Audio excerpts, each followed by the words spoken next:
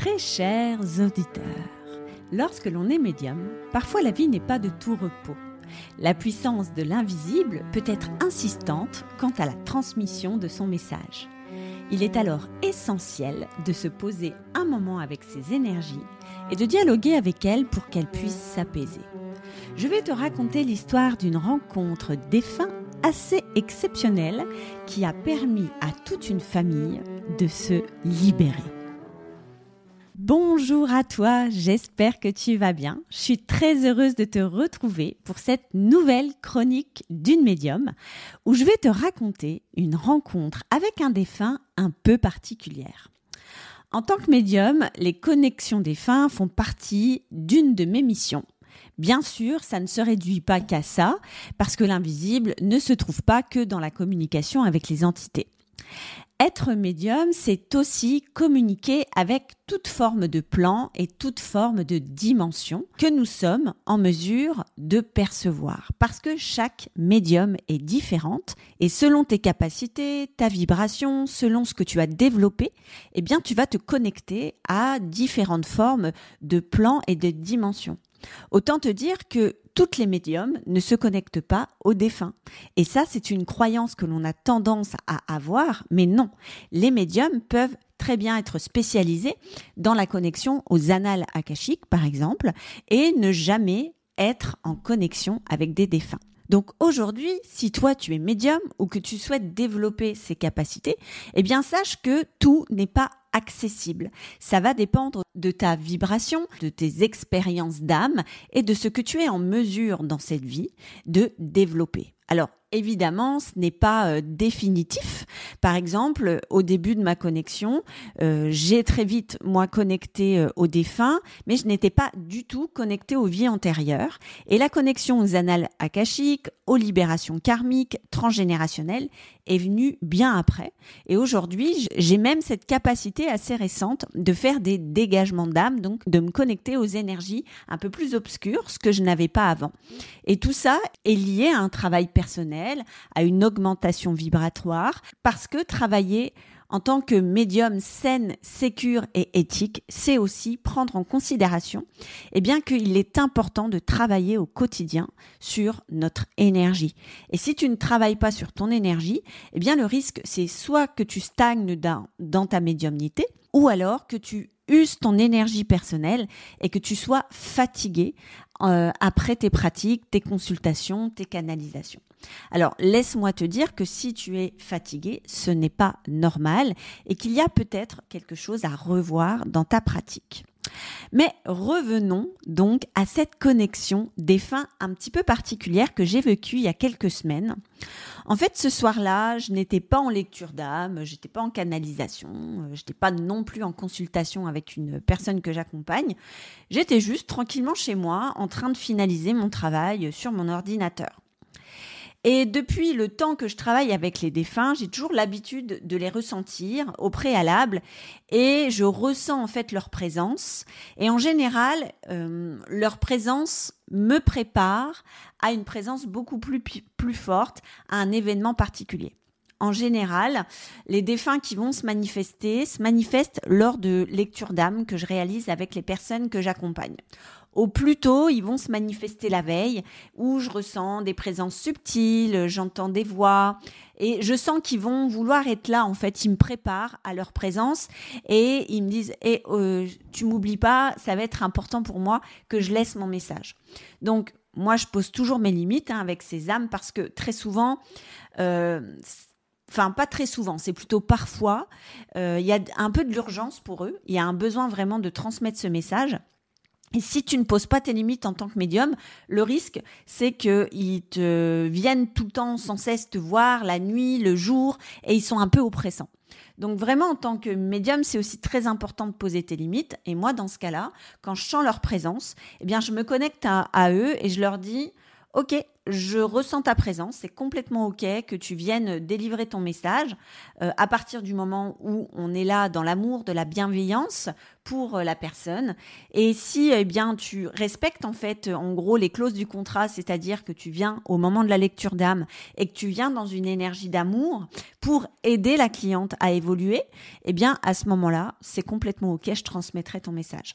Donc, il y a toujours un deal, moi, que je fais avec les entités parce que je ne suis pas là en sauveuse, vraiment. Il y a là, moi, c'est important pour moi que chacun puisse prendre sa responsabilité et dans l'au-delà, c'est aussi possible. C'est-à-dire que l'entité, on est capable, en tant que médium, de poser un plan avec elle et de dire, voilà moi comment je souhaite que tu te manifestes, voilà comment je souhaite que la cliente reçoive ces messages et ce n'est pas dans la peur, ce n'est pas dans l'agressivité, ce n'est pas dans la colère, ce n'est pas dans l'angoisse que le message va passer en fait. Et ça, c'est important.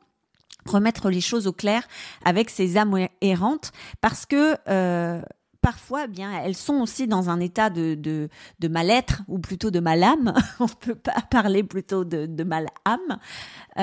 Et elles ont besoin de transmettre ce message parce que sans transmission, il n'y a pas d'évolution dans l'au-delà. Donc ça, c'est important pour elle. Ça, je prends en considération, mais c'est aussi important qu'elle respecte le mode de communication qui est le plus cohérent, le plus sain, en fait, pour que le vivant reçoive dans les meilleures énergies, de la meilleure façon qui soit, ce message. Donc, quand les âmes se manifestent pour les lectures d'âme, c'est toujours à peu près comme ça que ça se passe pour moi. Mais ce soir-là, ça s'est passé complètement différemment. Et ce qui m'a perturbée, parce que, je reste une humaine, on a des habitudes de travail. Et pour le coup, là, ça s'est pas du tout manifesté comme ça. Mais c'était juste, encore une fois, parce que quand il y a toute forme de manifestation avec l'invisible qui vous arrive, sachez que l'univers vous envoie les choses comme ce doit être pour garantir chez vous une forme d'apprentissage. Même si au début c'est contractant, il peut y avoir de la peur, de l'angoisse, derrière, si on prend en conscience qu'on est dans un sas de progression, d'évolution, derrière il va toujours avoir un éveil suite à cet apprentissage. Donc ce soir-là, j'étais devant mon ordinateur et tout à coup j'ai senti comme une odeur qui pénètre dans mon nez. Et cette odeur, elle était hyper désagréable. Et si je dois mettre des mots sur cette odeur, c'était sale, dégoût, c'était même rance, quelque chose de qui est un petit peu qui se désagrège quoi. C'est vraiment désagréable dans mon nez. Et plus cette odeur devient insistante, plus je sens que ça pénètre dans mon corps. Je me sens sale, j'ai envie de me laver, c'est horrible, j'ai l'impression que ça pénètre dans mon corps, sur ma peau, j'ai l'impression qu'il y a une couche sur ma peau et c'est vraiment désagréable pour moi, surtout que moi je suis quelqu'un qui aime toujours être propre, être bien apprêté et là vraiment cet état m'inconforte. Donc je termine mon travail et je me dis waouh, et j'ai pas ce sentiment que c'est un défunt. Et à ce moment-là, je me dis, ça vient de moi. Ça vient de quelque chose peut-être que je suis en train de libérer. Peut-être qu'il y a quelque chose de pas très clean qui est en train de se libérer de moi. Et c'est peut-être cette manière qu'a trouvé mon corps pour me transmettre cette libération. Et à aucun moment, je pense que c'est un défunt. Donc, quand j'ai ce type de sensation qui est plutôt rare, où j'ai la sensation que j'ai besoin de me libérer moi de quelque chose, je vais prendre une douche ou je vais prendre un bain avec du gros sel. Donc c'est ce que je fais, je me fais couler un bain bien chaud, je mets du gros sel à l'intérieur parce que le sel a cette vertu de purifier et puis je me frotte avec. Et je suis dans le bain et j'ai l'impression que ça fait rien du tout, quoi. J'ai pas l'impression que je me lave, j'ai pas l'impression que je me purifie. Et pour autant, d'habitude, quand je fais ce rituel-là, ça va mieux. Donc je termine mon bain, je sors et je me dis mais c'est pas possible. J'ai l'impression d'être vraiment incrustée de cette saleté. C'est vraiment désagréable. Donc, je sors de la salle de bain, je descends les escaliers de chez moi pour aller au premier étage. Et quand je descends les escaliers, tout d'un coup, je sens une chape de plomb sur mes épaules et je sens une tristesse, mais qui m'envahit. Comme quelque chose, une vague qui te traverse comme ça. Et ça me traverse. Et le mot, c'est vraiment, je suis triste. Je suis abattue. Je suis comme figée dans une situation dans laquelle je peux pas me sortir. Et là, je me dis, waouh, si je suis en dégagement, si je suis en train d'exorciser quelque chose, c'est puissant. Mais en même temps, je vois pas de cohérence avec ma vie. Alors, je me dis, ok, ça vient peut-être d'une vie actuelle, d'une vie antérieure, c'est peut-être transgé, j'en sais rien, lié à un ancêtre. Mais là, c'est quand même, je vois pas trop la signification. Donc, je respire.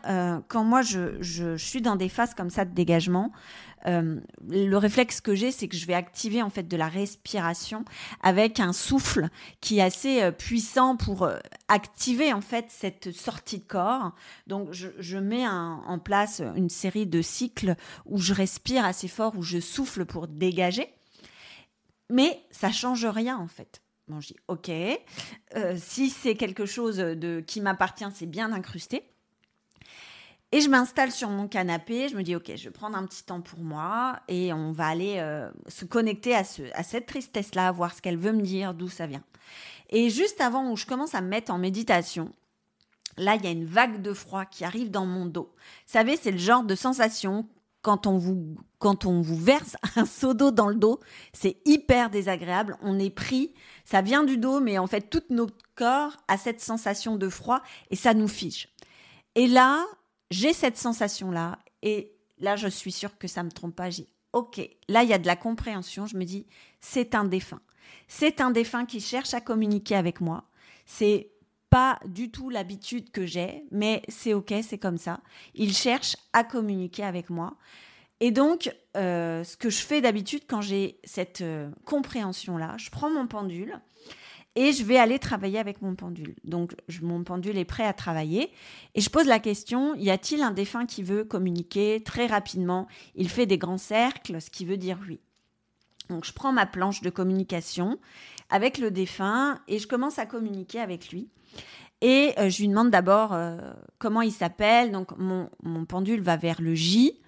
Et très vite, j'ai de la canalisation, j'ai de la clairaudience et j'entends Jean. Ok, Jean, donc je dis Jean, je suis médium. Tu as sûrement détecté ça. Je suis là pour communiquer avec toi. Comment je peux t'aider ? Et là, mon pendule part un peu dans tous les sens et je comprends très rapidement que j'ai plus besoin de mon pendule et que ça va se passer finalement par écriture automatique où je vais entendre et je vais faire un peu la secrétaire. Donc, c'est ce qui se passe. Je vais chercher vite un crayon, une feuille et je lui dis « Ok, Jean, je suis là pour toi ». Et là, il m'explique en fait qu'il est parti dans le delà il y a déjà quelques temps de ça. Et qu'il a besoin de délivrer un message. Et ce message est pour une petite fille, donc sa petite fille. Il m'explique qu'il a été un mauvais mari, qu'il a été dans des excès de toute forme. Donc moi, je vois surtout l'alcool et un excès aussi dans le laisser-aller, en fait. Quelqu'un qui s'est, sur la fin de sa vie, complètement laissé aller, qu'il a été excessif avec sa femme quand elle était avec lui et qu'il n'a pas pu contrôler ses excès. Et il a besoin de se repentir, en fait. Il a besoin de se pardonner. Dans ce que je comprends, c'est que sa femme, je ne sais pas si elle est encore dans l'au-delà, encore sur Terre ou pas. Il ne me donne pas cette information. Mais il a besoin de parler à sa petite fille. Donc, je comprends qu'il a besoin de se repentir avec sa petite fille. Donc, je me dis à ce moment-là, vous savez, le mental est toujours présent, malgré tout. Et je me dis que s'il a besoin de parler à sa petite fille, c'est peut-être que les générations d'au-dessus sont parties. Et donc, il me dit, cette petite fille fait partie des lumineuses. J'ai dit, ok. Et il me dit, j'ai besoin que tu lui dises exactement, j'ai besoin de donner mon pardon, j'ai besoin de ça, c'est important pour que je puisse passer cette étape, en fait, dans l'au-delà. Je comprends qu'il est encore dans cette phase de repentir par rapport à ce qu'il a pu générer dans sa vie terrestre, dans sa précédente vie terrestre. Et donc... suite à ce message-là, je lui dis « Ok, je comprends ton message et je vais honorer ma mission de médium et je vais aller laisser un message au sein de ma communauté des lumineuses pour voir s'il y a une personne qui se reconnaît. Et à ce moment-là, je transmettrai ton message. » Donc, je sens que le défunt s'apaise, la connexion se coupe, il part. Et moi, je suis là avec mes écrits et avec la description de tout ce qu'il m'a fait et de ce qu'il a besoin de faire passer comme message. Et j'envoie un message sur ma communauté. Et j'explique en fait que voilà, il y a un grand-père qui s'appelle Jean. Est-ce que parmi vous, il y a un grand-père qui s'appelle Jean ? Et je décris, c'est une personne qui s'est négligée à la fin de sa vie, qui a eu peut-être des excès dans sa vie avec sa femme, il n'a pas forcément été très cool. Et très rapidement, j'ai une lumineuse qui se manifeste, qui me dit mon grand-père s'appelle Jean. Et ça ressemble à ça. Donc, je la prends en privé et je lui explique par vocal tout ce qui s'est passé pour moi. Et là, elle me dit, Betty, c'est incroyable parce que, en fait, ce n'est pas mon grand-père, c'est mon arrière-grand-père. Par contre, c'est le grand-père de ma mère. Et le défunt avait précisé que sa petite fille avait été la lumière dans ses ténèbres, que c'était son rayon de soleil quand lui n'allait pas bien. Et effectivement, sa petite fille a eu un lien très privilégié avec son grand-père. Ils étaient très proches. Et cette petite fille était finalement la mère de la lumineuse. Et c'est incroyable parce que cette lumineuse qui, elle, est médium, m'avait dit j'ai eu des connexions avec mon arrière-grand-père il y a quelques temps, il y a que 15 jours. Et puis, c'était assez récent. Et il m'a dit, je reviendrai te voir, tu n'es pas prêtre et tu auras bientôt mon message. Et ce message, en fait, il est passé par moi pour que je puisse lui donner son message parce que visiblement, le fait qu'elle reçoive directement, c'était peut-être trop difficile, c'était peut-être trop brutal, peut-être qu'elle n'était pas dans les bonnes formes d'énergie à ce moment-là et donc il est passé par moi pour transmettre le message à cette lumineuse. Suite à ça, cette lumineuse a tout de suite contacté sa maman. Et ce qui est assez incroyable, c'est que sa maman a tout de suite reconnu son grand-père et elle avait eu en fait cette envie assez puissante d'aller sur la tombe de ses grands-parents et en l'occurrence de son grand-père. Ça l'avait appelée et elle a dit à sa fille c'est rigolo parce que j'ai prévu en décembre d'aller me recueillir, c'était important pour moi. Et elle a demandé justement à sa fille, est-ce que ça te dirait de venir avec moi ? Donc à savoir que la tombe était à plusieurs centaines de kilomètres de chez elle. Et c'est quelque chose qu'elles vont faire en famille. Et là, en plus de ce message qu'a laissé finalement le défunt, on sent que derrière, il va y avoir une libération transgénérationnelle.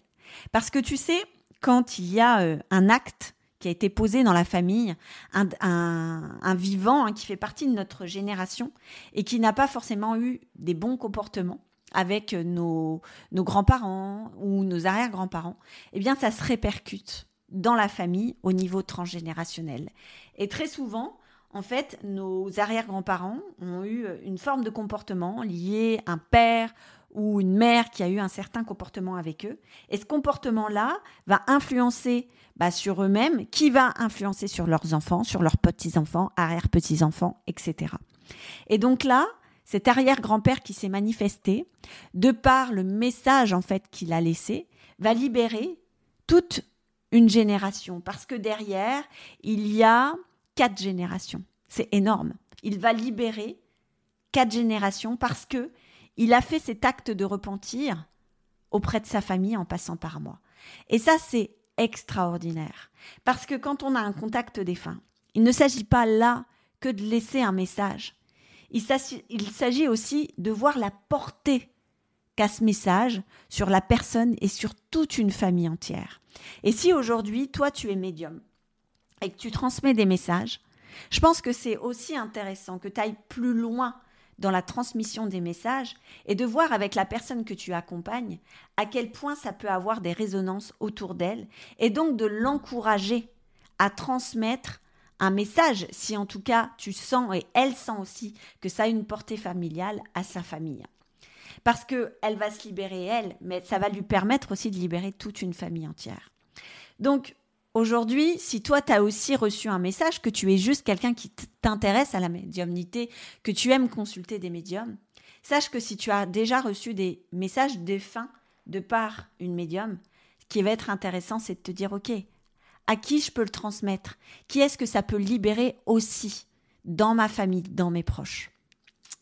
Donc cette rencontre, elle a été hyper inattendue pour moi parce qu'elle s'est faite dans une forme différente, mais elle a été aussi d'une puissance assez importante dans le sens où elle a libéré toute une génération.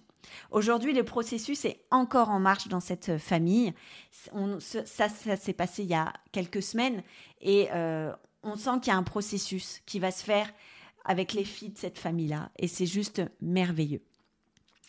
Donc voilà ce que je voulais te partager aujourd'hui dans cette chronique et j'espère que tu peux aujourd'hui voir en tant que médium ou en tant que consultant à quel point la médiumnité peut avoir vraiment un impact puissant chez les personnes et au sein d'une famille.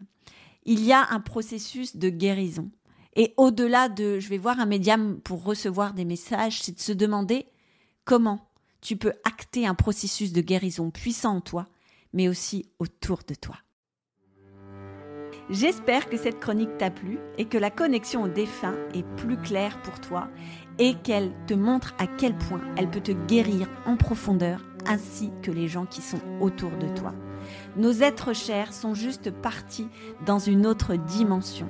Nous ne pouvons plus aujourd'hui les percevoir, mais lorsque nous développons notre médiumnité, nous pouvons, avec leur accord, communiquer avec eux et évoluer ensemble.